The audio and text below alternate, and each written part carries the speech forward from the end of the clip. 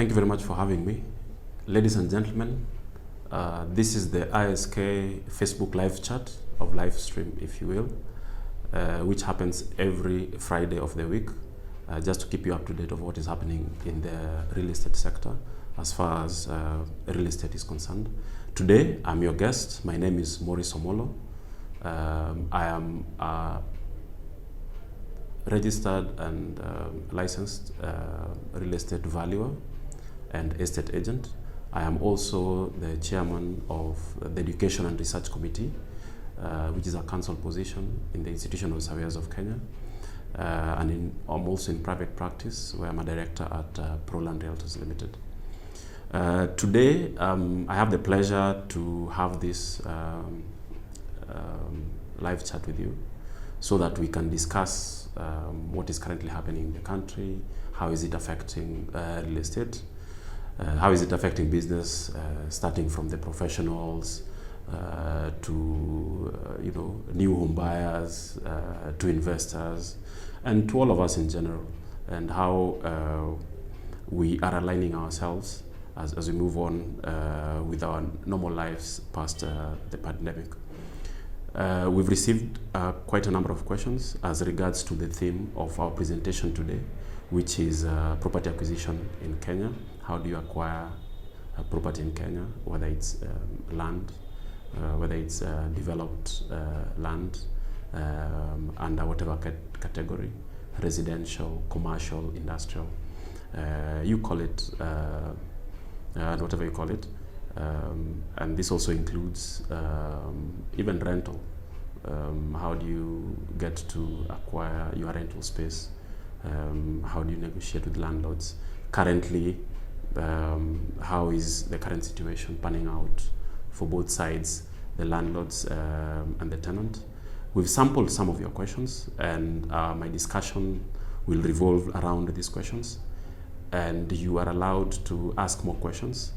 And then I'm going to give you a platform, but then you can also chat with me live. I'll be able to answer your questions, whether they are touching on what you're going to discuss, or whether you have other questions that you think you need some clarification on, so that at the end of the day we have a fruitful discussion, and you can go home or stay home comfortably knowing the current real estate situation. So very quickly, I'll just start with one of the questions, which is very obvious. How is the property market affected by the COVID-19 pandemic? And can you share rough experience and statistics on the same? Yes, we've been hit just like anyone else, and real estate more so because of the nature of real estate. In as much as real estate is not a liquid asset that will fluctuate in terms of pricing, where it gets hit mostly, it's the transaction part, where transactions will be delayed either because sources of funding for the buyer or the tenant have been greatly affected.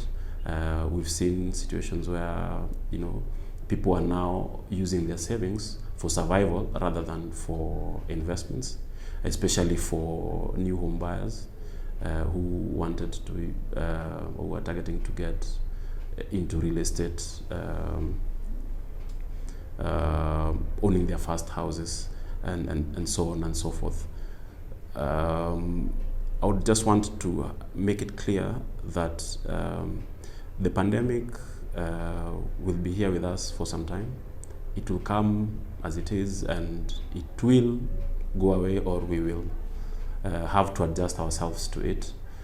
But unlike most assets, real estate is a bit different.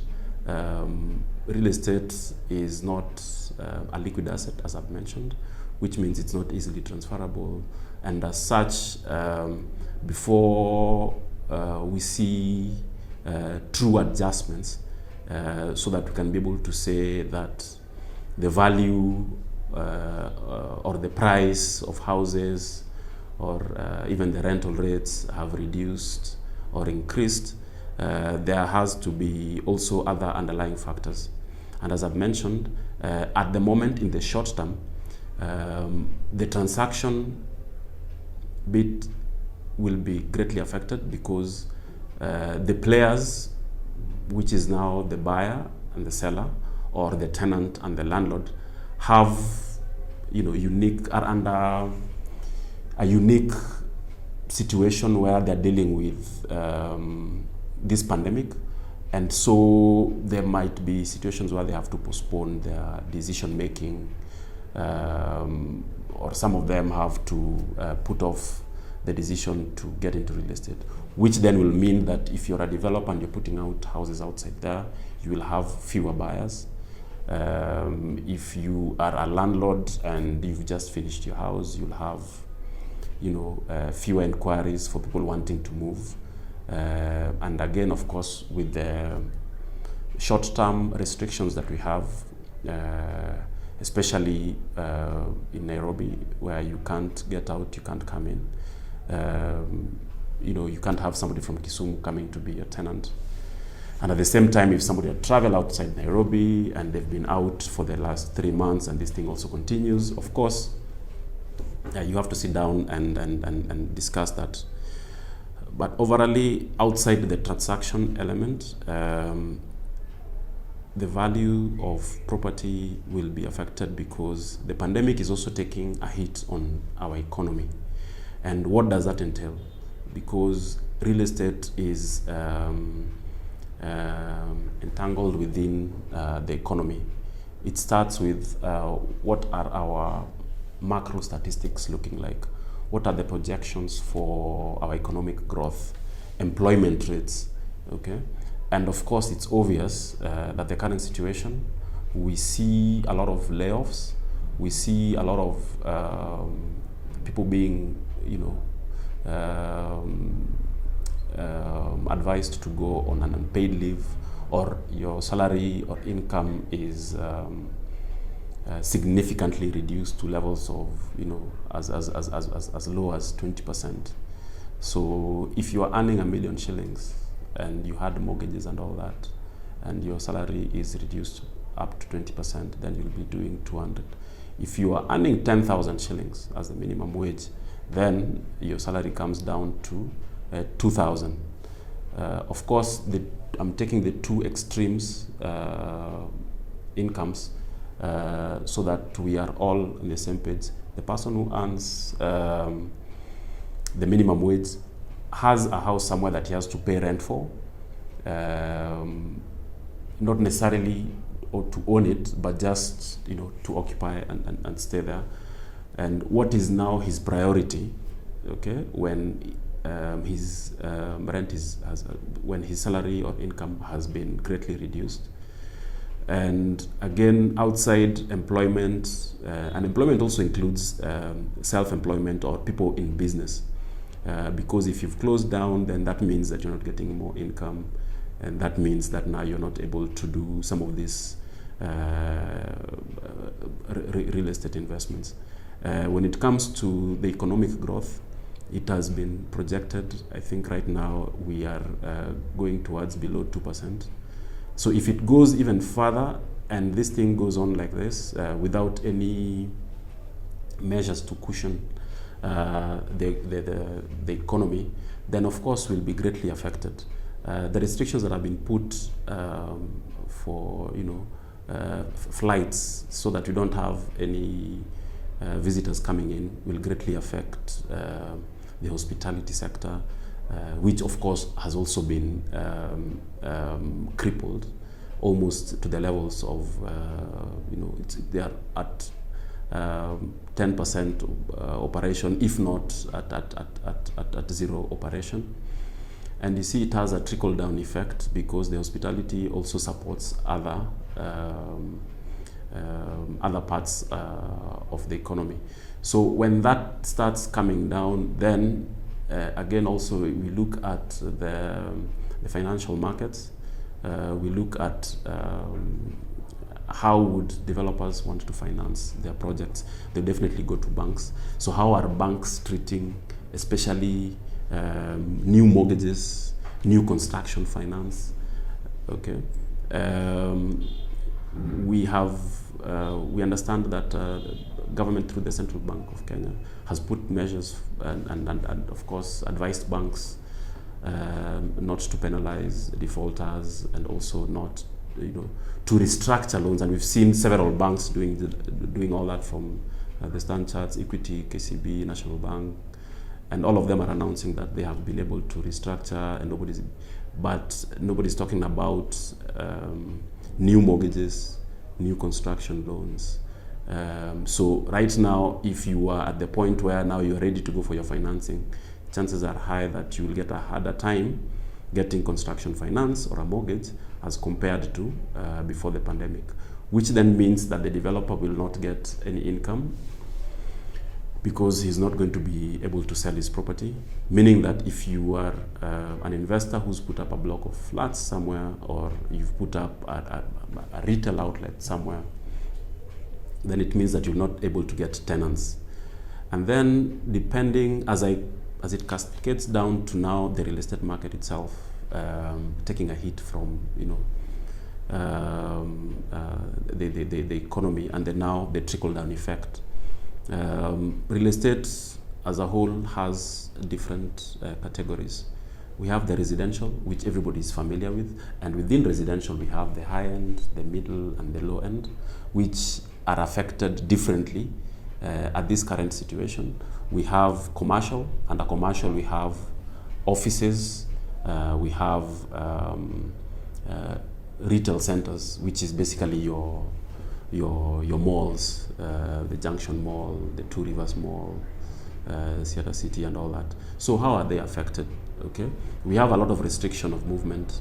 So how are people able to interact with these buildings? We have industrial properties, for manufacturers. We have industrial warehousing and logistic centers. How are they affected during this pandemic?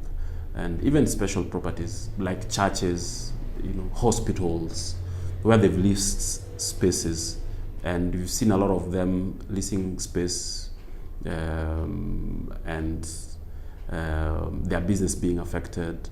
Hospitals, we've had people are afraid to go to hospitals because they're afraid of getting infected, which means that if a hospital has leased space and their revenues have reduced, then they have to go back to the negotiating table with the landlord, or even exit if business gets too tough. Even hospitality is part of real estate. We've seen 3 or 4 big hotels coming out to say that they've ever closed down, and they have laid off their staff and such like things. And which means, and it tells you that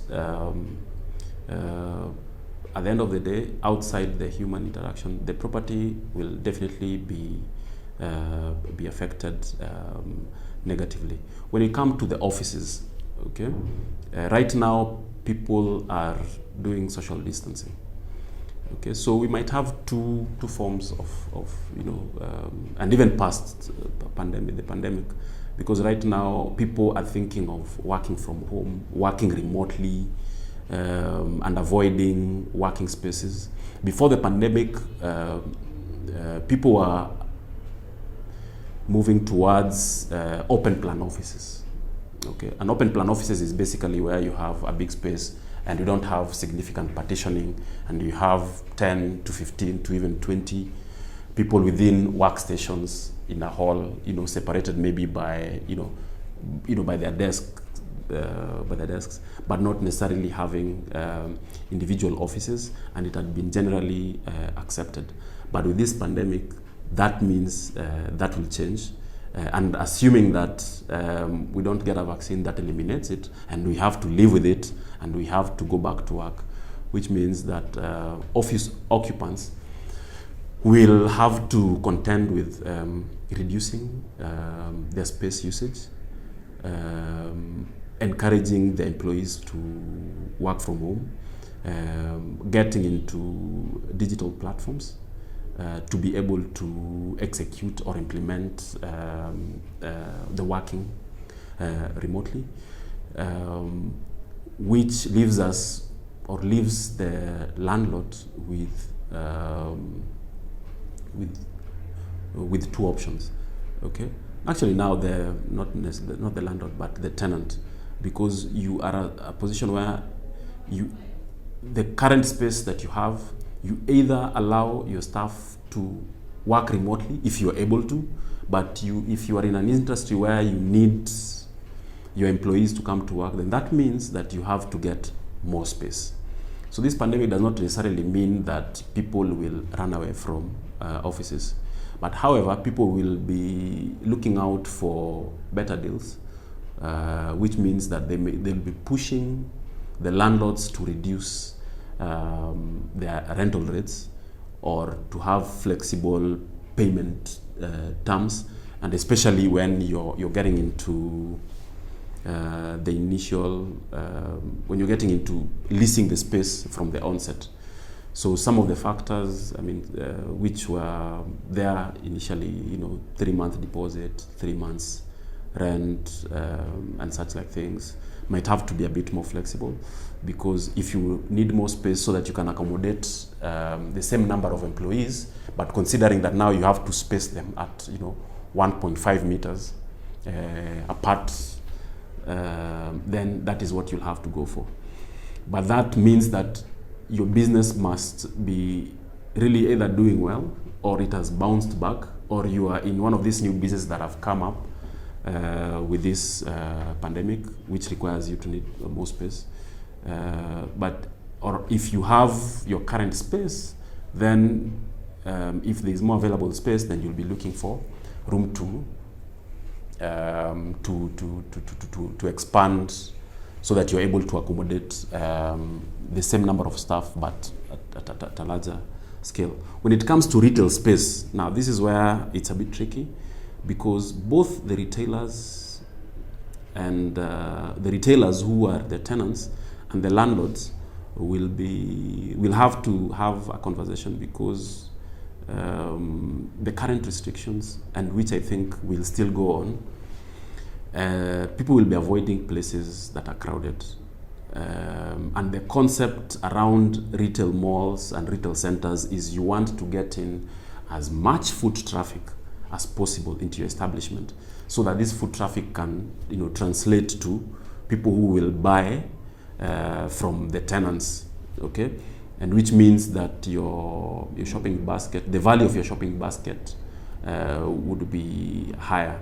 But currently people are going to malls when they really need to go to malls. And even the new malls that are coming up had adopted a concept of, not just going to malls to do shopping, but also to, go to the movies, go to the food court, take the family with them. It was a nice weekend or holiday hangout area, which this current COVID disease does not augur well with.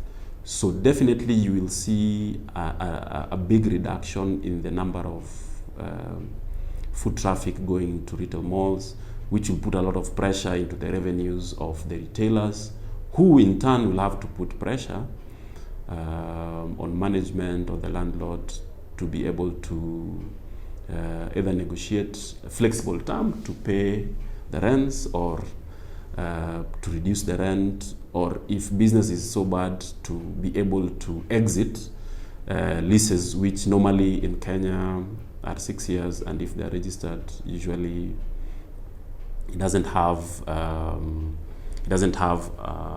exit clause. An exit clause is basically means that you cannot be able to, both the tenant and the landlord cannot be able to get out of that lease until the lapse or the expiry of the 6-year period. But I'm sure even lawyers currently are reviewing the lease contracts, and this current situation can be categorized under a force majeure, which basically means that with the pandemic can be viewed as an act of God that will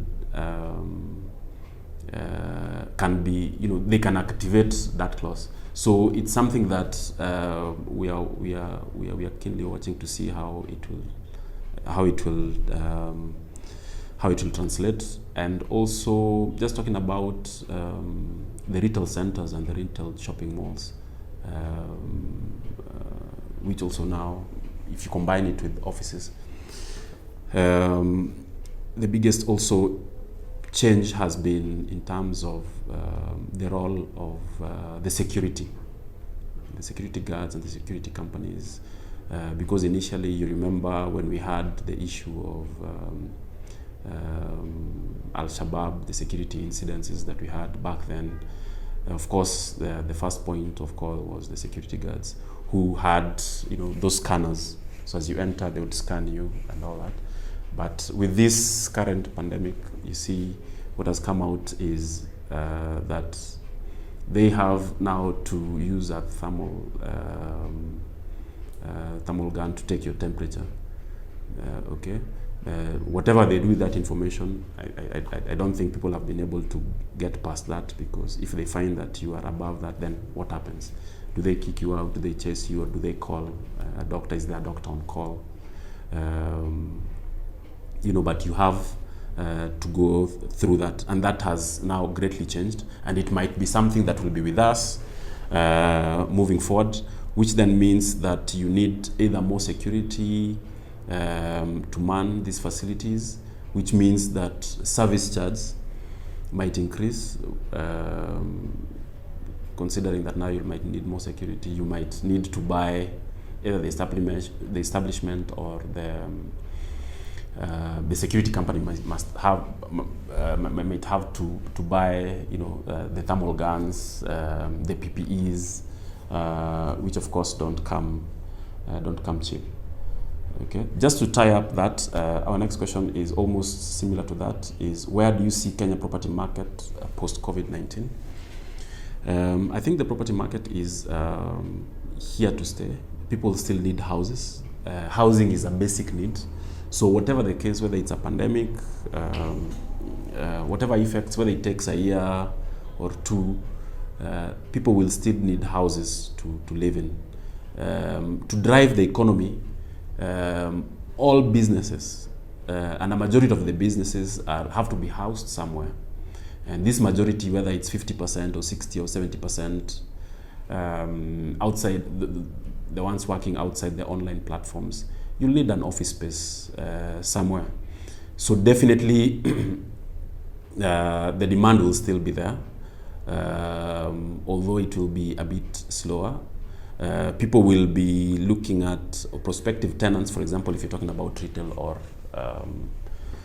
or commercial centers, tenants might be looking for smaller spaces. So as developers, as you're developing commercial office space, you have to think about the footprint or the floor print, because on average, most buildings will be around, one wing will be around 5,000, So the question is, would you have tenants who would want to take up so much space?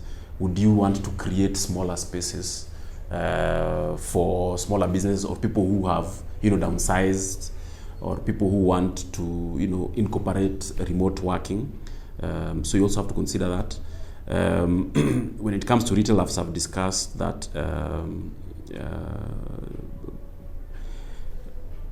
property managers and property owners will have to come up with innovative ways of making sure that the health of the patrons who come in is guaranteed, or is as near as good as possible, so that people can still come back to the malls and feel safe to be able to go about their business.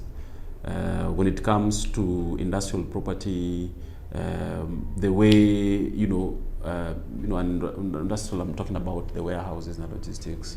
A big area that has been hit is, the inter-country and county cargo transport. The drivers have been, identified as people who have become carriers and spreaders. So how then, if you own an industrial complex or logistics center, do you interact with drivers who've brought in cargo from Uganda, Tanzania, and they've come there? How do you make sure, even past getting through our borders, that their certificates are genuine and they will not basically infect or spread the pandemic moving forward? So those are measures that have to be considered very significantly. When it comes to residential, residential I think will be hit, and when I say it will be hit, is that we are going to see a lot of shift in terms of, first of all, looking at tenants, okay? People who've lost their jobs. Remember when I started this discussion, we looked at the macro factors, and employment rate was one of them, and the economy was the other one. And of course, if our economy is hit and people are no longer employed or their salaries are reduced, then most definitely we'll see a lot of people, a lot of tenants moving from one place to the next, where they'll be able to afford their rent, or even before they recover and get back to how it was. Another category that will be mostly affected in terms of the special properties that I've mentioned, including hospitals, is schools. Some of these schools that have leased spaces have to reconsider or really come back to the drawing table with their landlords. Currently, in the short term, you know what is happening. Most of the private schools, and I'm talking about schools, I'm talking about private schools, because most of the public schools are owned by either the county or the national government. So these private schools, very few of them are owned by the proprietors, and most of them are leased from landlords. And of course, having to do online learning through Zoom and all these other platforms means that you have to reduce your fees. We've seen a lot of cases with some of these private schools, especially the high-end schools, where parents have taken the schools to court because they don't think that the reduction in fees that have been proposed are in tandem with the contribution that the school is making, because considering that now the kids are at home, you have to invest in Wi-Fi, you have to invest in computers. There has to be somebody in the house to monitor them, So there are some costs that will incur. Your electricity bill will go up, and there are some costs that the school will save. So depending on which side you are, if you're a parent, you'll think the school is saving money. But if you're at the school, you still have to pay your rent. You still have to pay your teachers. So again, it's a catch-22 situation.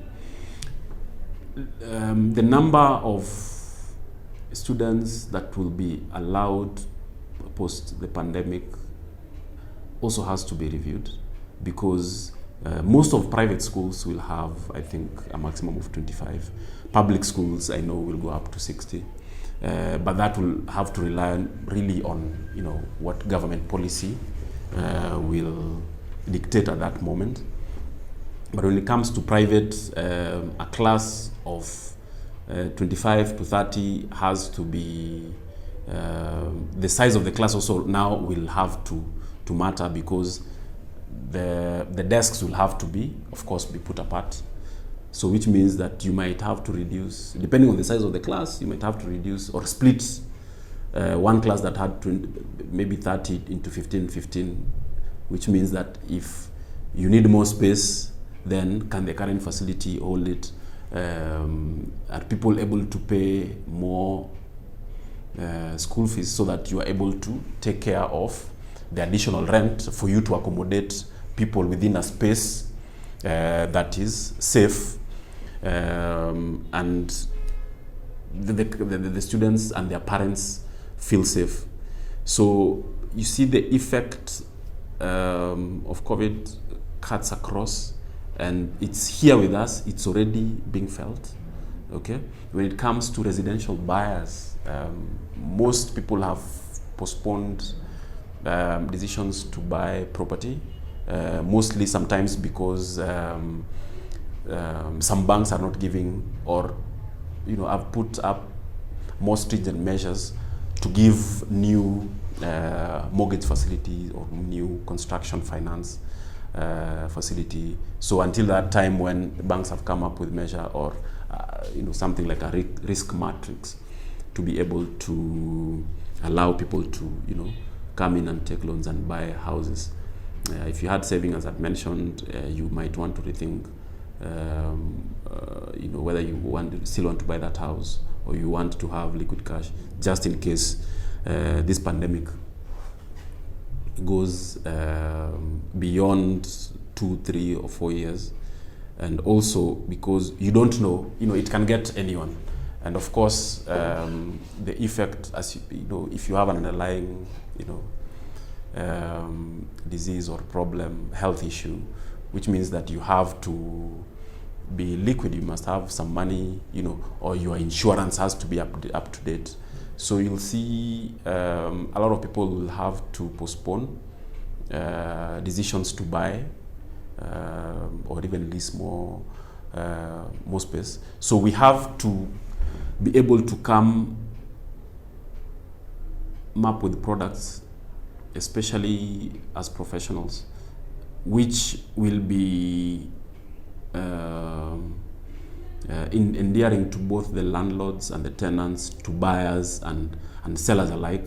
We have to accept that it's no longer business as usual. It's not going to be like we used to operate.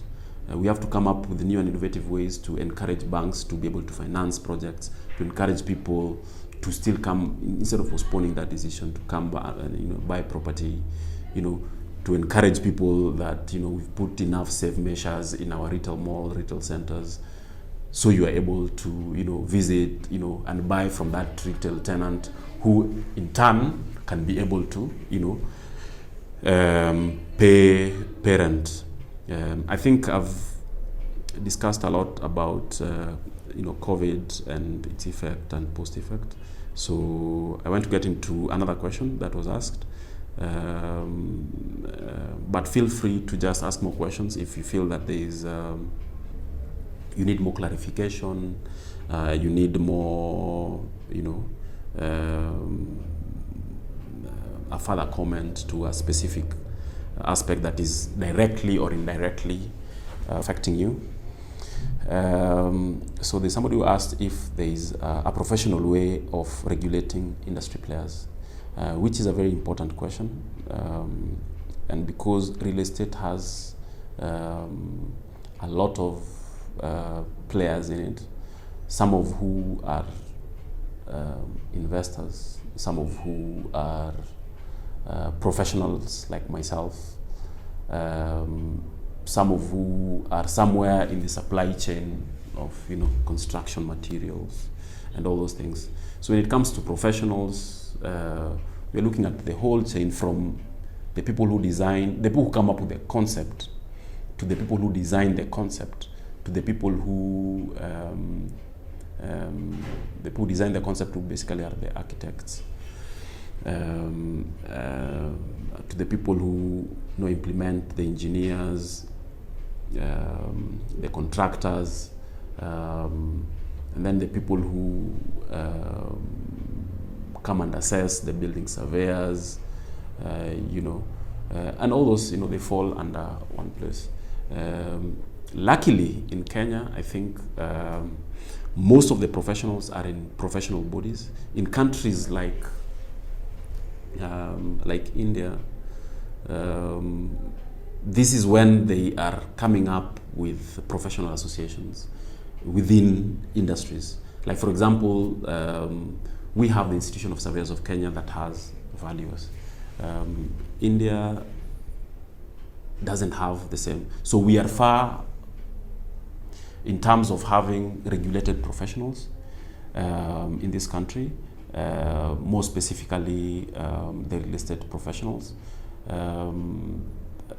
even post-construction of the building, where now you'll have the property manager, you'll have the estate agent who will be dealing with the leasing of the property, the selling of the property. And that's why we've also had a bit of a challenge, because there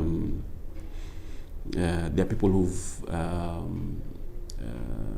become very good at selling and leasing property and don't fall within regulated professionals, and who have the best intentions and who operate legitimate businesses and who are legitimate business owners. And then, of course, now we have that other group of people who just want to make quick money, who misadvise people, who are just in it to broker deals. And at the end of the day, the landlord will suffer, the tenant, because they don't really understand what it takes to do a proper professional job. So the strides that have been taken from the Institution of Surveyors of Kenya to the architects having their own association, the planners, including even the lawyers who are also industry players, to developers, like, for example, under the umbrella of KPDA, the Kenya Property Developers Association, which is doing a very good job in trying to regulate developers, contractors who at least now are not necessarily under professional organization, but are being regulated by a government body. And this is, I think, the best way to go, because sometimes you want to ignore the professionals, but at the end of the day, this is what they are good at. This is what they went to school to learn to do, so that they're able to, and they interact with these things every day. So, and mostly the reason why people would avoid professionals is professional fees. But I think the risk of not engaging with regulated professionals is higher than the fees that you're going to be charged when you suffer loss. For example, in my industry, undervaluation. Okay, if you want to sell your property and you don't know the value of the property, and you've not engaged a valuer because you didn't want to pay 0.25% of the value of your property, and you end up underselling the property, which means that you are going to you might lose more money therein compared to paying fees. If you don't engage the right engineers to do your designs, registered architects to do your design, you end up with your building coming down, losing lives. You end up risking jail time, all because you wanted to, you didn't want to pay professional fees. And in total, I mean, if you're doing a development, if you're a developer, professional fees will not be anything more than 15%, and that includes all the professionals. And you see, you can still make up for this money when you're selling the property. When your property manager, if you're dealing with a property manager who is registered and knows his work, as the landlord, it takes away the headache of dealing with tenants. And in the event that you will land in court one day, if you're sued, you have somebody who is an expert who is going to assist you with your case, as opposed to operating in an environment where somebody thinks that they know everything. So mine is to encourage anyone who wants to get into real estate.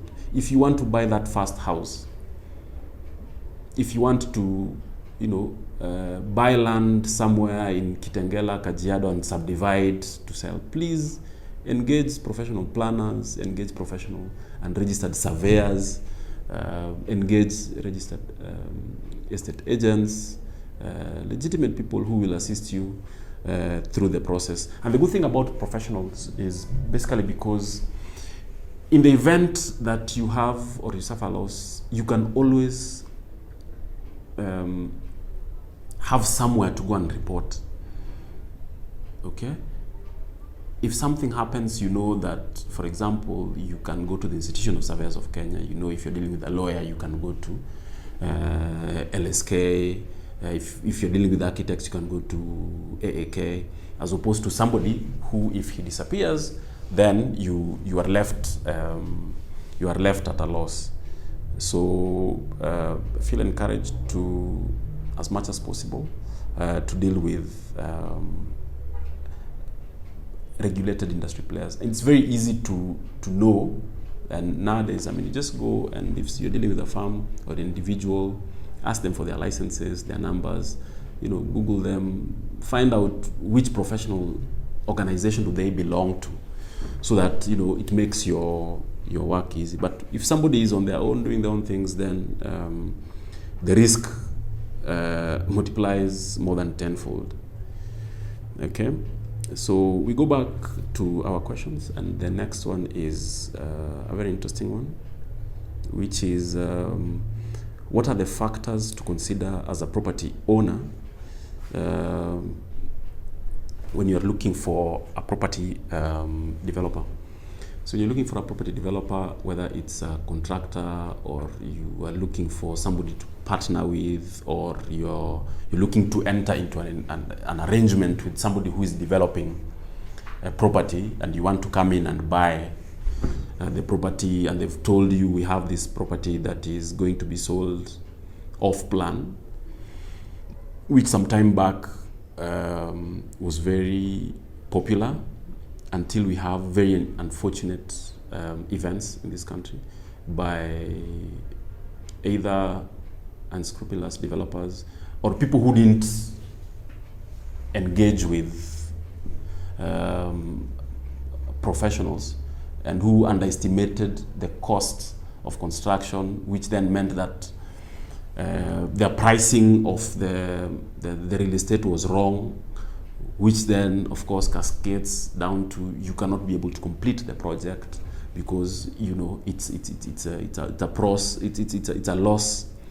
It's a loss in the making, and then you put Kenyans at a very disadvantaged position where they've given you money and you're not able to deliver on the real estate project. So I'll just touch a bit on some of these scenarios. We can have maybe further discussions maybe on chat as we go on with this. So if you are a landowner and you are looking for a partner to come and develop your property as a joint venture, which is now becoming very common. We've seen foreign developers coming in, partnering people, putting up. So what is your arrangement? So the first thing you need to look at is, where is this person registered? It has to be a company, a registered company. Is it a local company? Is it a foreign company? If it's a foreign company, what are the laws there? In case, what is your recourse in case your joint venture goes bust? And if you're coming and engaging with them, which other projects have they done? If he's a new developer, then what concessions can you make? What discounts, can you be able to enjoy when you're coming up with your shareholding structure to reflect the risk of dealing with a new developer, but an experienced developer? Which projects have they done? Have they been successful? Just go and visit these projects, when they're doing that pitch. You'd rather have that pitch being done in one of the projects rather than them coming to your office,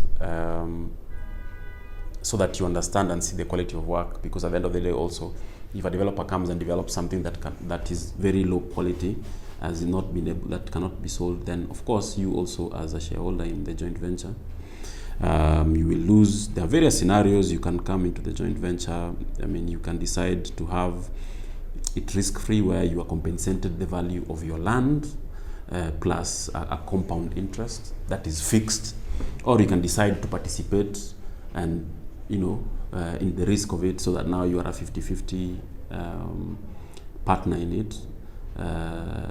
you might make more money or you might lose more money. The risk is higher, but the reward is also higher. Okay. Now, when it comes to property developers who are putting out their own projects and marketing them outside there to the public as either residential, commercial, or even industrial parks, and they're marketing it under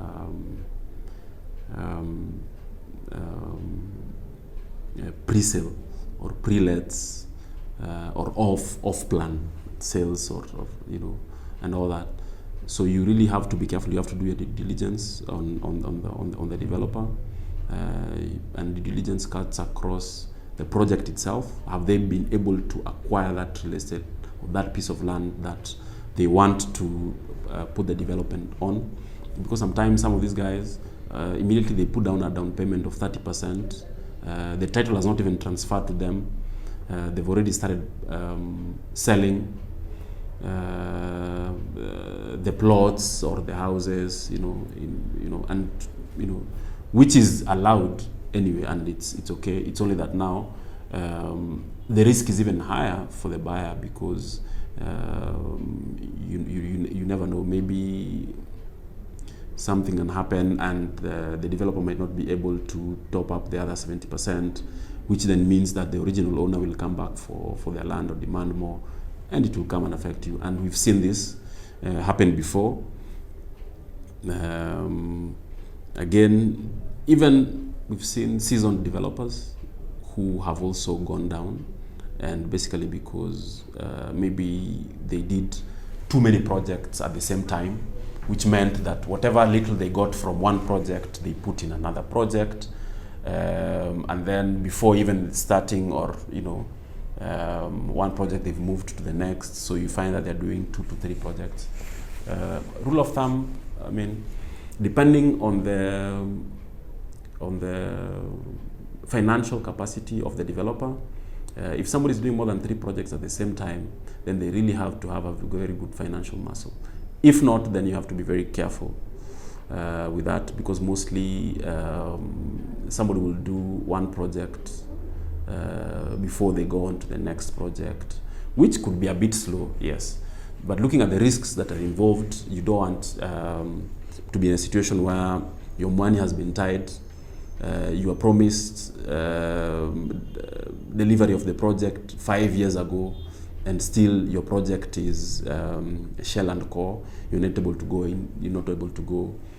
And I think also with this, we really need to have good lawyers. And when I say a lawyer, not just any lawyer, you need to get a lawyer who's dealt with property developers. A lawyer who understands real estate, not just conveyancing, because any lawyer can do a conveyancing or a transfer of property, but you need to know to use somebody who knows the ins and outs of property, which is very complicated.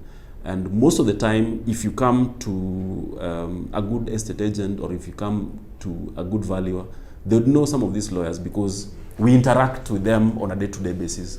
We know who is good and who is going to protect your interest moving forward. Okay, so you have to be very keen. You have to do your due diligence on the party that you're going to interact with. The best properties are usually the ones that have been fully funded, and the developers of projects which have been fully funded will be more than willing to show you that the project does not necessarily have to rely on pre-sales or sales. That is a project that will go on because they've established that there's demand for it. Okay. And then also because, another trick that you can use is that sometimes you see banks coming to finance some of these projects. So you would have, a bank coming in to be the mortgage financier for the project, which means that at least they've done a basic due diligence on the property developer. They've done a basic due diligence on that project.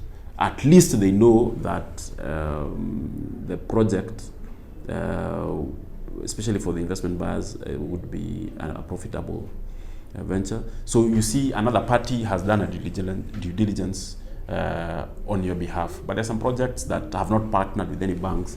So those ones you really have to be careful and do further digging before you get into any arrangements with them. Some of the factors when you're acquiring properties, I think I've seen the other questions that also touch on it, and I'll deal with it later on. Okay, so the next question I see here is, what advice can you give Kenyans who still have a dream of owning a home? Owning a house has been an elusive endeavor for most people, mostly because of finances. Real estate is expensive. Right now, we are in the government scheme of affordable housing, which is part of the agenda for the current administration. And affordable housing is anything up to 3 million, okay, and it can be as low as 500,000. Now, depending with how it has been put, but of course, the lower the sale price, then of course the fewer the number of bedrooms you'll find, maybe a bed sitter or maybe a one bed, and of course the size will be significantly smaller. Within the scheme of affordable housing, there's also social housing, which of course now is government trying to encourage people to own home ownership. And some of the projects that I think they're still currently ongoing are the slum upgrading projects. Some of them that are currently being done by Ministry of Housing, which has done a good job on that front. And having some of the dwellers there. And the only complication is usually gentrification, which can always be dealt with later on. Currently, we have even the county government getting into the affordable housing.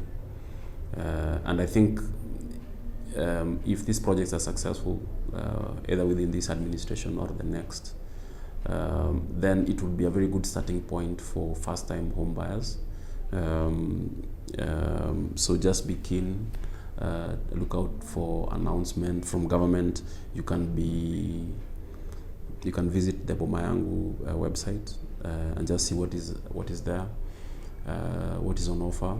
And there's also another government institution that people don't really know of, which is the National Housing Corporation, the NHC, which has done very many projects across the country. And some of these projects are fairly priced, so you can be able to get into it. But to be able to get property, you must have a steady income, whether you are self-employed or whether you are employed. You must learn to save, because most of the time a deposit will be required. Usually it's 10 to 20%. And then now you need to have a very good credit score to be able to get a mortgage or a facility to be able to own a house. I am, of course, well aware that not many people are formally employed, and a majority of Kenyans are not within the white collar jobs.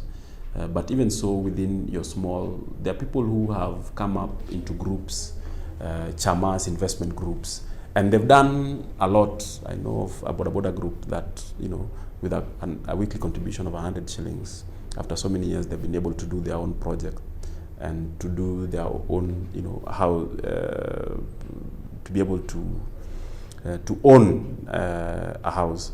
But real estate, unlike any other investment class, it's something that you have to think about. It's a long-term investment, whether you're doing it as an investment or whether you're doing it as a basic need of, you just want to own your house, or whether you're doing it for your own business, you want to, your office space, your industrial space, and all that, or you want to just buy a plot to do farming or agriculture and all those things. So you can't avoid saving, you can't avoid getting into partnership with financing institutions, You can't avoid, and when I say financing institution, I just only mean the traditional banks.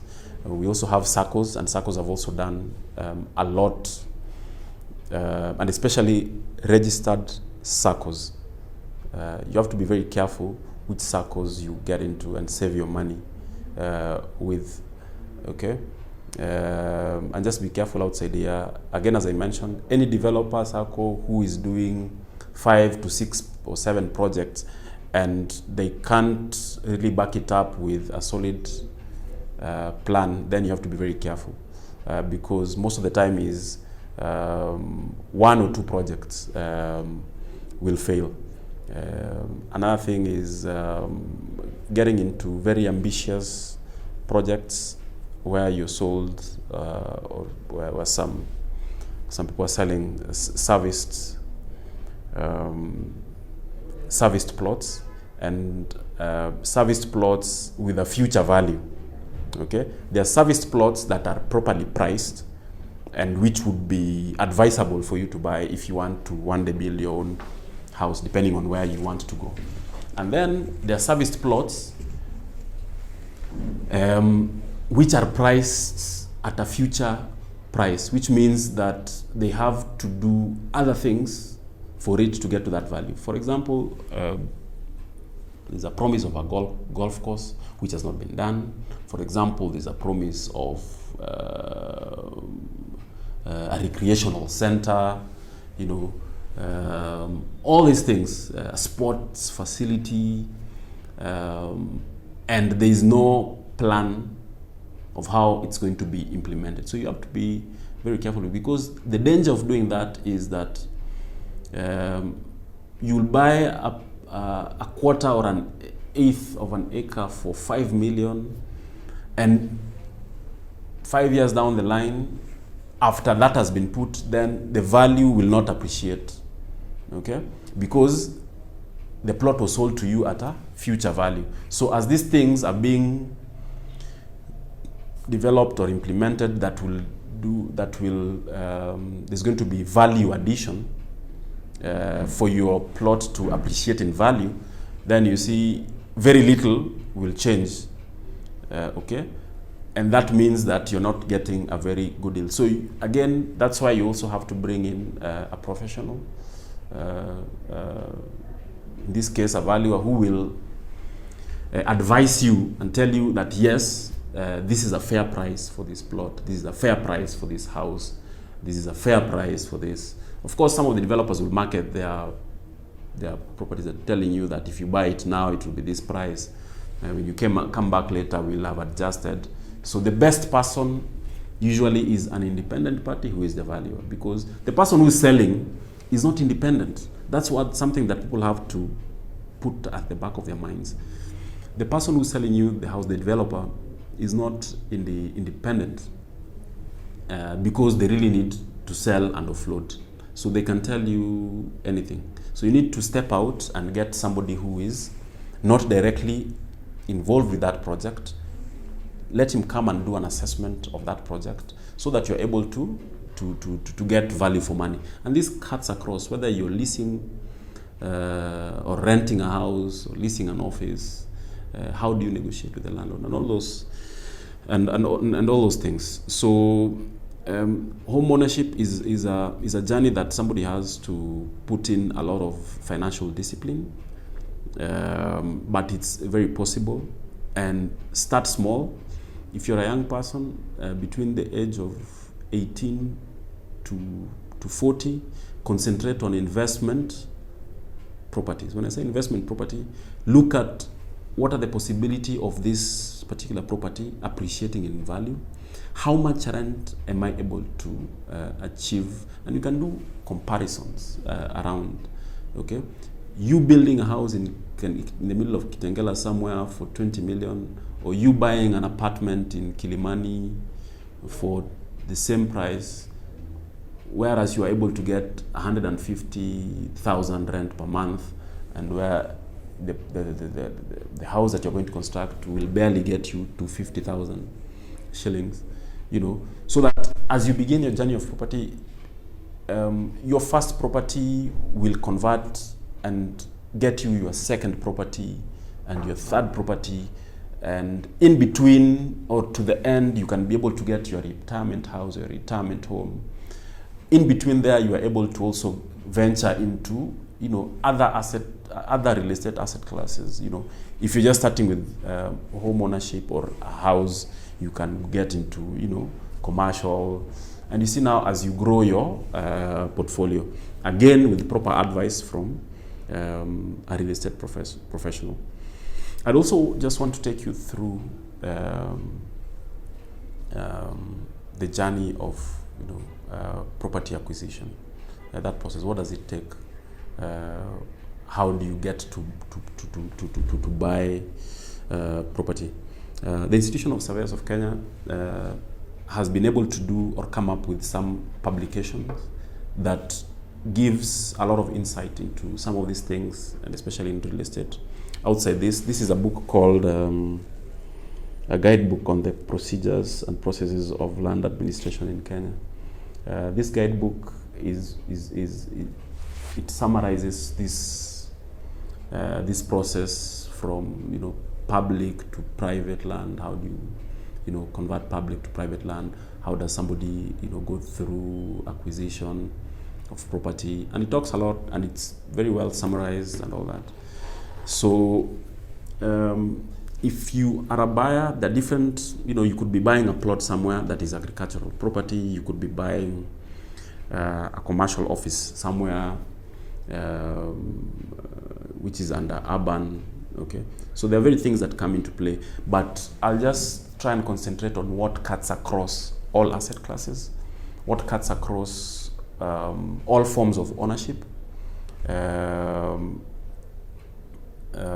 so that, and I'll highlight some of the issues if they are specific to a particular category. So the first things first. And let's assume in this scenario, the property that somebody is interested in acquiring or leasing, for that matter. Acquisition here means either buying or renting, especially now for long periods of time. Is what is the legal instrument behind it? Of course, obviously, it's the title. Can you be able to get that copy of title? Once that is given to you, where is it registered? Where is the registry? If it's in Nairobi, is it within the Nairobi Central Registry, or is it within the Nairobi Registry? The reason I'm saying that is because you have to do what we call an official search of the title. An official search of the title will confirm the details on the title. It will confirm the current owner. It will confirm the size of the property. It will confirm if there are any encumbrances, cautions, or the disputes. It will also confirm the list. I'm assuming that it's a leasehold property, because sometimes the people who sell property the leases have expired. So for you to lose your hard-earned money only for you not to be able to get renewal of that lease, you can lose money there. And of course, the search also determines whether there are caveats or restrictions that have been placed there by the registrar, either from different parties or from the government itself. Okay, so that search will cost you 500 shillings, and currently I think under the Ministry of Lands is trying to digitize the process, and currently you'll be able to get most of the searches online. Just go to eCitizen, and eCitizen go to Ministry of Lands, and the Ministry of Lands you will see an option for doing the search, and you will put in the LR number. The LR number is the land reference number, and sometimes this number is a block number. You'll see Nairobi block 10/something. Sometimes it will be just a number. It will be, depending on the registration regime. Because also before we got into the new legal framework that we currently have under the Land Registration Act, we had very many laws that used to register property, from Government Lands Act to the Registration of Titles Act, to the Registration of Lands Act. So depending on which piece of legislation that property was, because currently it's going to be phased out, and before this happens, it may take 10 to 20 years, depending on now the interaction with that particular property. So if it's, again, as I've mentioned, if it's a sublease, of course, if it's a leasehold property, then of course 40 years is the rule of thumb, because mostly banks will if you're looking for a financing from the bank, they'll not take anything with a remaining lease term of less than 40 years. So it's basically a rule of thumb. It doesn't mean that you cannot buy anything less than that, but if you do your calculation, because usually it will be written there, you will see that this leasehold is a 99-year lease with effect from, or starting from, say for example 2001, 2002. So you'll be able to calculate how many years have lapsed. You subtract from the 99 years so that you find your remaining lease term. And that is what I'm talking about. That is what should be 40 years if you want to go the bank financing way, or just as a rule of thumb. But if not, then if it's less than 2 years, or just to be on the safe side, 5 years, then you need to be extra vigilant with that particular property to see whether you can be able to get renewal of that lease. You need to go to the county government to do a rate search to find out whether the rates have been paid for that particular title, because for you to be able to renew your lease, you need a rates clearance certificate, and then also you also have to go and check with the lands records if the owner had been paying land rent, which is done at the Ministry of Lands, so which you will also be given a clearance certificate. Okay, so once you've done that and you've confirmed that the rates are in order, and then, assuming that you're buying agricultural land, you have to go a further step, because agricultural land, you still have to go through the lands board, which has to approve the transfer or even subdivision, the lands control board of that particular county. Okay, it doesn't cost so much. I think it's between 3,000 to 8,000. Okay, but that anyway comes later on when you are at that point of the transaction.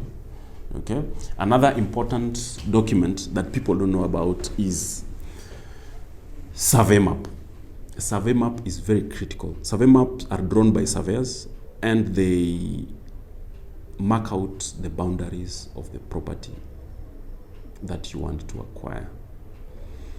And it also shows you the location of that property.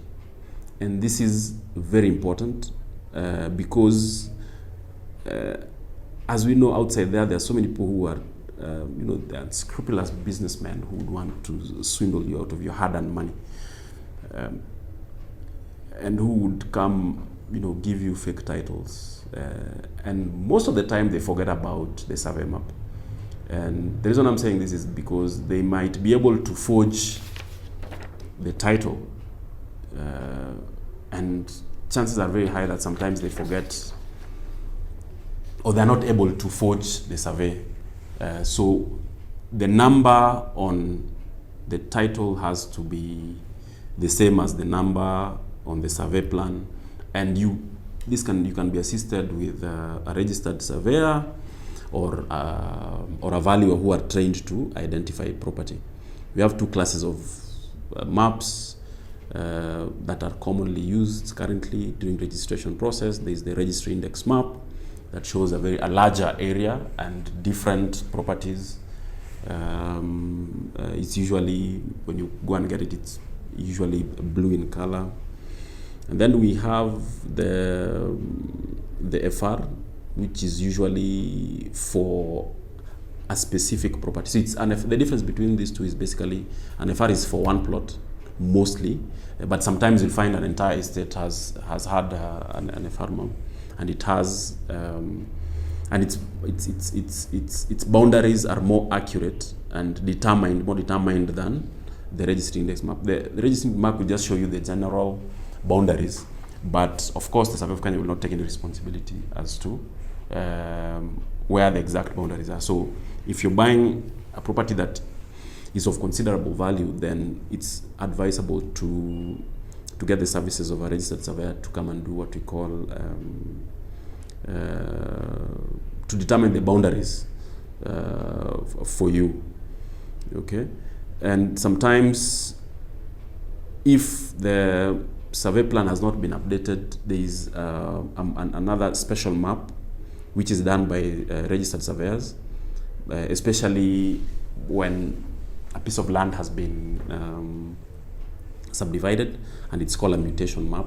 So it's a mutation form which will later on, after it reaches a certain threshold within a certain area, will go and modify the original map. So this map, especially the RIMs, are modified regularly, either 3 months or 6 months, or depending on the number of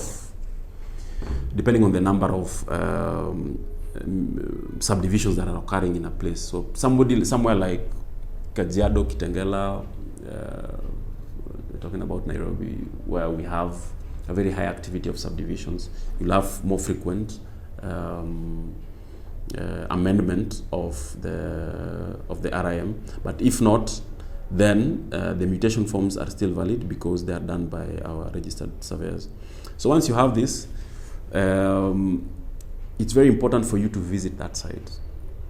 Now, maybe you visited the site before you had the documents, but after you have the documents, you have the title, you've confirmed the ownership and all those things, and you've come and you have your maps, and you know, and sometimes, especially the registry index maps will show you the neighbors, they'll show you the roads, they'll even name the roads.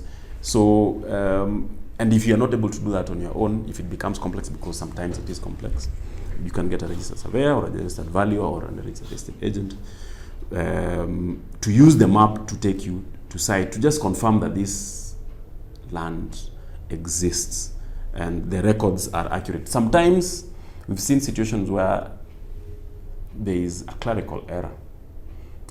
It has nothing to do with any ill intentions or motives or any collusion or corruption, but it was just a mistake that was done, and it can be rectified quite easily.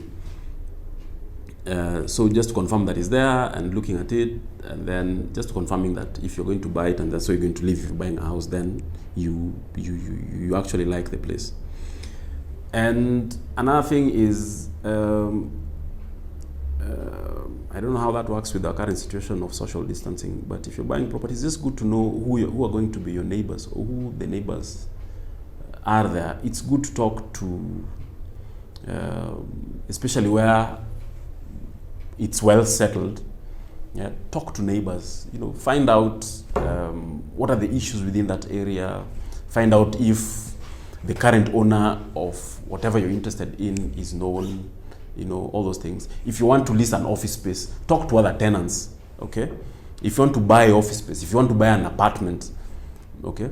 Talk to other people and see, so that, you know, with this you're trying to confirm whether there are any inconsistencies.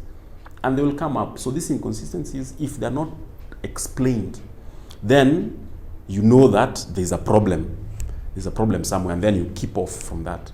Yeah. Other than neighbors, if you're doing in rural areas, you know, you can talk to village elders. If you're buying into a gated community, most gated communities have resident associations. Talk to the chairman, the officials. Try and find out if the current owner has been paying their service charge, because that has also been a very, very big contention. And I know some of my friends and even some of my clients who have bought houses only to be slapped with a bill of service charge that is almost the equivalent of the sale price. And in such scenarios, and especially when it's properly documented, you can lose the house at somebody else's fault. And you see, by that time, you've already paid off the owner and you can't go back to claim, because most of the time you've bought the house as is, and they assume that you've done your own due diligence. So make sure, if you're buying an apartment or if you're buying an office space, that the current owner has cleared the service charge account, and that they don't have any disputes with their neighbors, because there might be a boundary dispute that you might inherit, and you don't want to start to buy a property and inherit problems. Sometimes you can even talk to, depending on the size of the property. There are places where people are interested in buying 1,000 acres, in Naivasha, Nanyuki, all those sides. You want to buy a ranch, 1,000 acres, 3,000, 5,000 acres. You have to talk to the chief. You have to talk to the county commissioners.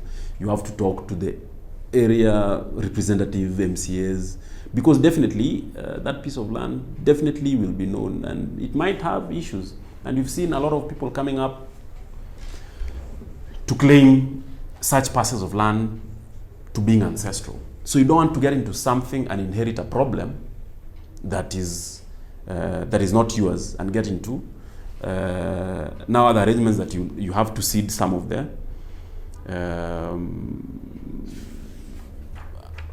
a bit or a portion of that particular property. Now, once you've done your diligence on that particular property, you've done the title, you've done the search, you've done all that. Now go to the vendor himself, that particular individual. Let them give you the copy of the ID. Go to immigration, find out if this ID is properly registered, if that ID number is legit. Look at the date of birth. Look at that person. Does that date of birth match? People fake IDs, and sometimes the ID is even older than themselves. So you also have to look at that. If you're dealing with a company, look at the memats. Is this company, who are the directors of this company? Maybe it's just one director who wants to sell. The other directors may not want to sell. So there has to be an agreement. If it's a trust, you have to look at the trust deed and look at, can this property be able to be sold? If it's a property that the owner is an administrator or the owner has passed on, you have to look at the grant of probate, where there is a will, or a letter of administration where there is none. That is very important, because without that, and you put in your money and then other people come and claim that property, then it means that you'll have a difficult time to get it. And with that, of course, the next stop is at the lawyer's office, where the sale agreement with assistance from the estate agent. There's the deposit that comes in. And remember, when you're putting a deposit, the deposit is paid to your lawyer. Sometimes people will try and convince you, especially when you're doing gated communities or apartments, that we have our lawyer. Yeah, sometimes and you're going to, of course, foot that legal fees, but it's usually very important to also have your own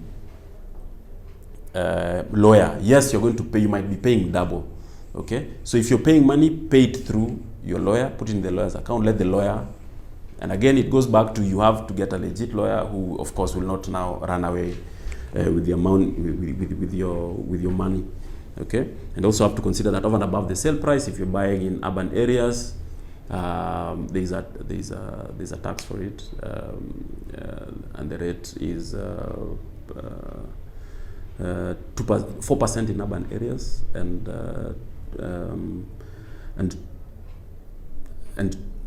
2% in rural or agricultural areas. If you're doing commercial, then you also have to consider VAT.